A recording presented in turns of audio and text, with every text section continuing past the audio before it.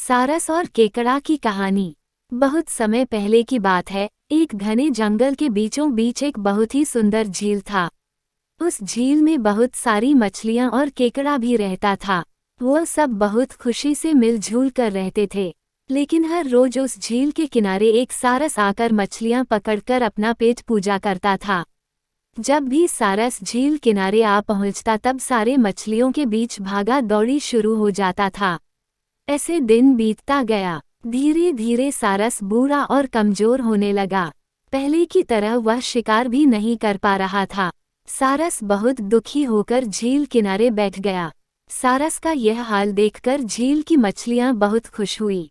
सारे मछली सारस के सामने तैरने लगे, पर सारस ने उन्हें कुछ नहीं किया, सिर्फ बैठा रहा। ऐसे कुछ और दिन बीत गए।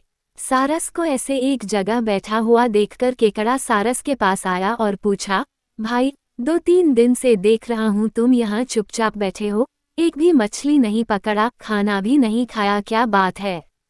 केकड़े की बात सुनकर सारस फुट फुट कर रोने लगा। सारस ने कहा, क्या बताएं दोस्त, मैं बहुत ही दुखी हूँ। कुछ दिन पहले एक ज्योतिषी ने मुझे एक बात बताया कि बहुत ही जल्दी यह झील सूखने वाला है। बिना पानी के तुम सब कैसे जी पाओगे?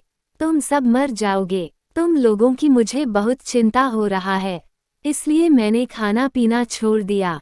केकड़े ने कहा, क्या बोल रहे हो? यह तो बहुत गंभीर और चिंता की बात है। मुझे सबको बताना होगा। सारस की बात केकड़े ने झील की सारी मछलियों को बताया। सारी मछलियां और केकड़ा मिलकर सारस के पास गए और बोला, क्या बोल रहे हो, झील सूख जाएगा? तब हम सब कहाँ जाएंगे?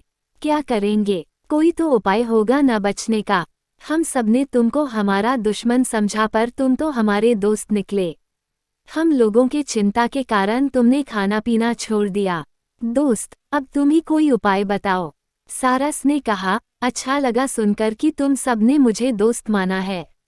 एक उपाय है, कुछ ही दूर पर एक तालाब है। अगर तुम लोग चाहो तो मैं एक एक करके तुम लोगों को वहां छोड़ सकता हूँ। सारे मछली मान गए और कहा, ठीक है, ठीक है। तालाब में पहुंचाने के लिए अगले दिन से सारस एक एक मछली को अपने चोंच पर लेकर जाना शुरू किया। ऐसे कुछ दिन बाद केकड़े की बारी आई। सारस केकड़े को लेकर रवाना हुआ। कुछ दूर जाने के बाद केकड़े ने सारस को पूछा, भाई, यह तालाब और कितना दूर है? केकड़े की बात सुनकर सारस हंसने लगा और कहने लगा, तालाब? कैसा तालाब? यहाँ कोई तालाब नहीं है। मैं तो खाने के लिए तुम सबको यहाँ लेकर आ रहा हूँ। इतने दिनों से मछली खा खा कर बोर हो गया हूँ, आज बहुत मजा आएगा तुमको खाकर। आसपास देखो, तुम्हारे सारे दोस्त के हड्डियाँ। अब तुम्हारी बारी है। यह बोलकर सारस एक बड़े से पत्थर पर आकर आ बैठा।